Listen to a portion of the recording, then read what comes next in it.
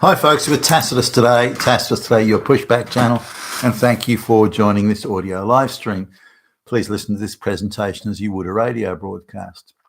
In this essay, I'd like to talk about in the first instance, the mind-boggling contempt and sneering contempt at that the elites, the self-styled elites, really all globalist cabal sort of flunkies, the contempt they have for the white working classes in the Western world. And remember, we're looking at a revolution here. The globalists have taken, well, I think they've pretty much taken over in most countries now, taken over the political process. You know, the bodies politic have all been taken over by the globalists. And so the last vestige of the world that they're attempting to vanquish is the white working class. Once they've got rid of the globalists as they perceive it, will then have the total control in the utopia that they dream of. Now, I think it's a utopia for them, a very small number of people who own all the monopolies and the oligopolies and the cartels. But nonetheless, let's look at, I guess, the central sort of thing is, why should we share power with these white working class people? The elites thinking, why should we share power with them? Because the minute you recognize the democratic process, that the vote matters and that you can't rig voting, it's wrong to rig voting, it's wrong to have special disinformation propaganda units trying to get people to vote one way or another and suppress the other side and their information, this sort of thing. That's all wrong. They know it's wrong in a democratic society. So democracy has to be got rid of, because the mere existence of democracy is a power sharing arrangement with the white working classes that cannot be allowed, it cannot be permitted, it must be got rid of, as indeed the white working class must be got rid of. As long as democracy remains, then we have to share power with them, and we're not prepared to share power with them. They'll vote for nationalistic interest, for their own country, for their own civists, their own citizens. They'll vote for, they won't see the globalist issues that we see, international monopolies and those sorts of things. They won't see the world that way. They'll vote to protect their jobs, for example, when we want to bring in illiterate third world peasants to fill those jobs. The local white people won't vote for that, and because they won't, they have to go. Indeed, democracy has to go. And as long as we have democracy, then we share power, and we're not prepared to share power.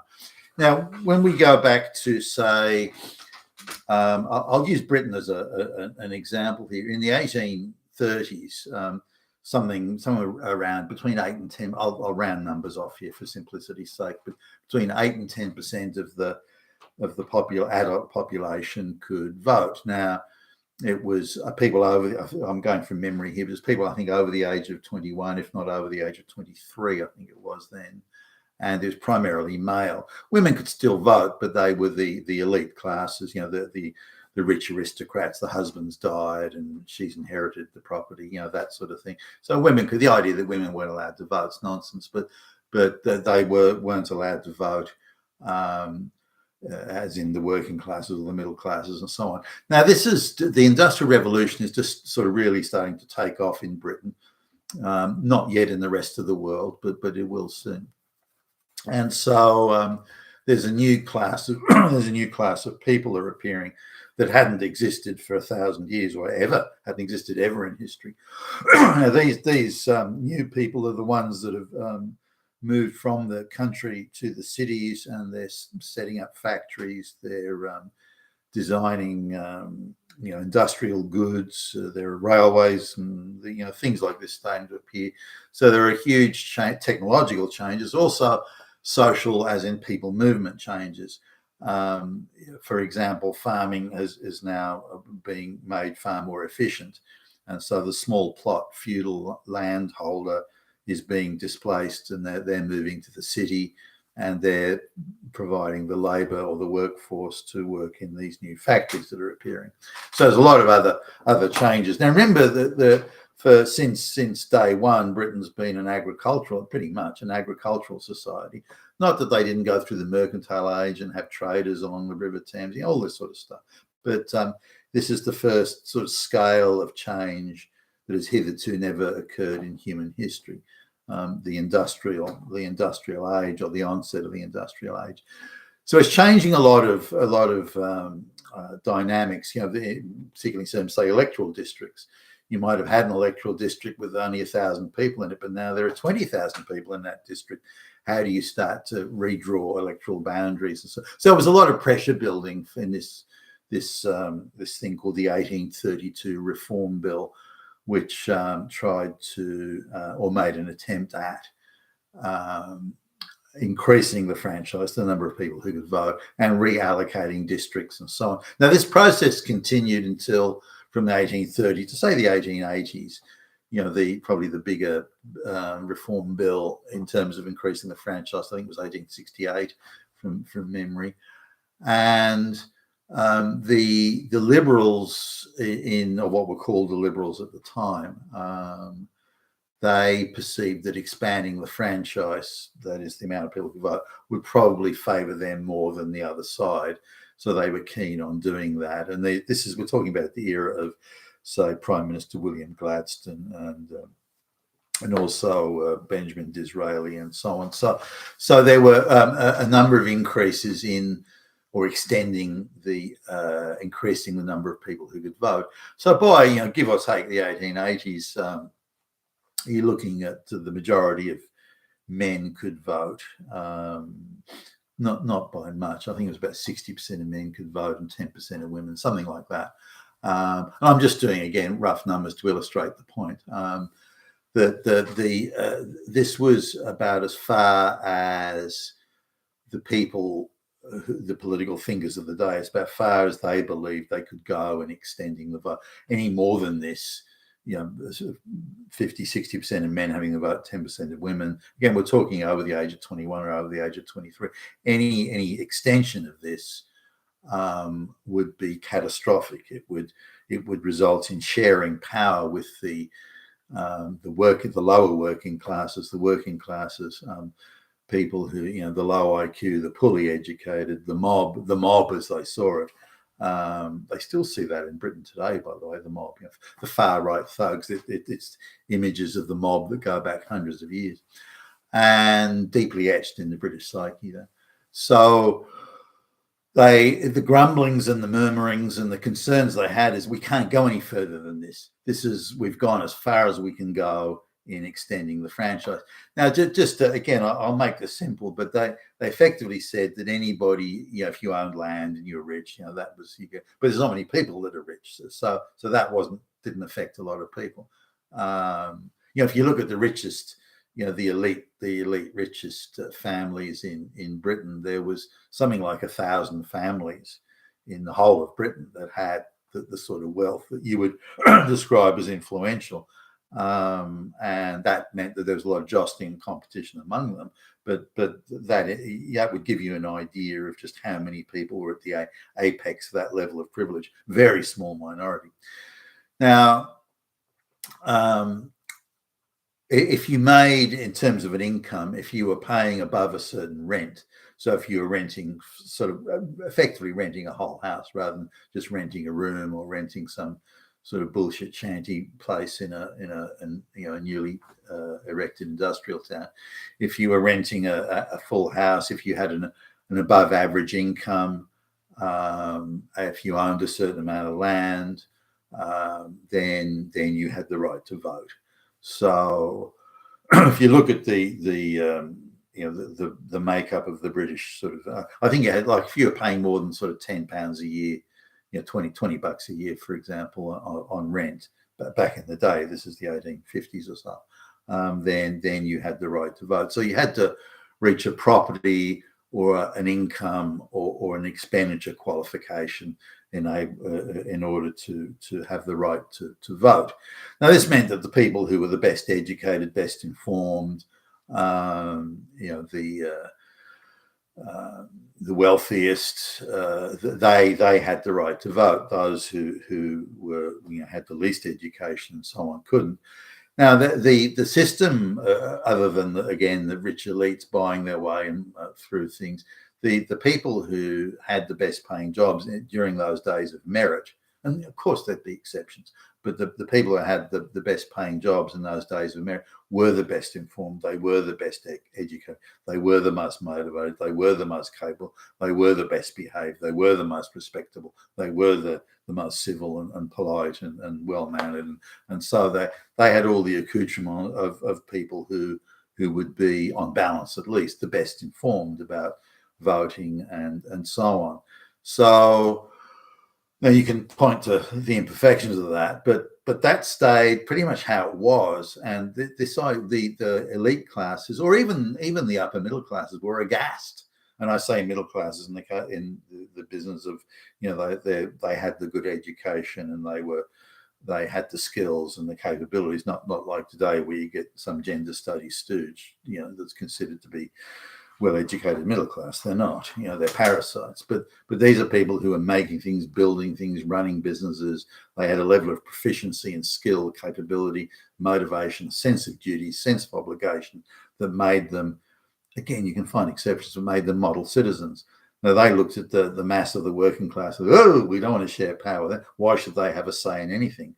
They contribute to nothing. They do nothing other than drudge jobs like pushing a broom or something. So why should we share power with those people? And they viewed the working classes with considerable disdain. Now that changed when firstly mass industrialization began. Now mass industrialization didn't really begin until, in Britain at least, until the sort of the early 1900s, and then didn't really sort of move into full position until World War One. Now, World War One required the entire British industrial sort of landscape to produce wartime munitions for the prosecution of the war. It also involved mass mobilization of people, not only into the armed forces, but also into working in factories and so on. So the British state for the first time, took a very large role in administering, organising and directing the resources of the state, be it manpower, be it industrial, be it raw materials or whatever it might be, food, and controlling that and directing it and so on. So the view that came from that mass mobilisation, these are working class young men who were giving up their lives and fighting for the country. Is it not reasonable, when people are putting their lives on the line and the women are having to work 12-hour shifts 6 days a week in factories, is it not reasonable that these people should have the right to vote? And of course it is reasonable that those people that are making that level of sacrifice, now they weren't required to make that level of sacrifice previously, so it wasn't an issue. So this is how the working classes got to share power with the elites. We need these people to die on our behalf, and we need them to die by the millions on our behalf. We need them to work in the factories by the millions on our behalf, on behalf of the elites. So we must share power with them. It's not desirable. It's not really what we want to do. But in these days of mass warfare and mass mobilization and so on, this is what we have to do. We must share power with these people. And it was done with much reluctance, much annoyance. Now, following World War II, and particularly given the ghost of the Great Depression still fresh in the minds of many, there was a vast attempt to, and I think somewhat successful, to what degree we could debate, to educate the working classes, to create a social mobility in the working classes through education and through teaching moral codes and good manners. And did it work universally? Well, of course not. But it did work to some large. Now, about the time, as you could say, this was starting to work and having a big effect. If you look at, say, I'll use some obvious examples, some of the great musicians and the Beatles, Paul McCartney, this sort of thing, John Lennon.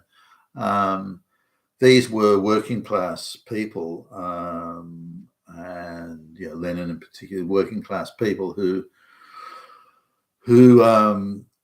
were able to write some of the most memorable and commercially successful hit songs in all of history, and that's no small achievement. And yet they were just working class people in working class suburbs who were very ordinary at school, and if you'd met them at 14, you wouldn't have thought. And someone had said, "Well, that guy in 10 years' time, that guy Lennon standing over there, he's going to be a world famous songwriter, musician." And so you go, "Oh, yeah, right." I mean, you just wouldn't believe. But there was a lot of class mobility, not only in Britain but all across the Western world. And just as that class mobility appeared to be really working and coming together, or showing more promise than it ever had hitherto, which made the concept of power sharing through democracy more workable than it perhaps ever had been, and workable in a different way. Around that time, the elites, certainly by the 1980s, the elites thought, we don't need these people anymore. The days of mass warfare, mass boots on the ground and mass, in industry, we don't need that anymore. We don't need these people anymore. Why are we sharing power with them? This then further sort of went on to when the internationalist nature of the globalization came. When I say internationalist, I mean the just a small cabal of organization. The BlackRocks, they're controlling the world's finance. A small group of industrialists controlling all the world's goods and services production, and so on. That was never envisaged. But if you look at that in an international cabal, oligopoly, monopoly sense, then boundaries and people with nationalistic fervor, people who'll vote or be concerned about their local area or their country or their city, they're now an irritant. And we don't need these people anymore. Why are we sharing power with them? And we can leave the facade of democracy, but we can just rig elections. We can just make sure that only globalist candidates stand for election. So we can pretend that the process still exists and these people have a say. But in reality, we've completely neutralized them and we're not sharing power with them anymore. Now, these white people don't like that. They're being cast aside, ignored, sneered, trampled upon. They don't like that. So we'll just declare that they're all Nazis and throw them in prison. And really, that's where we're at today. And a greater tragedy you couldn't imagine. You've been with Tacitus today, your Pushback channel, and thank you for listening.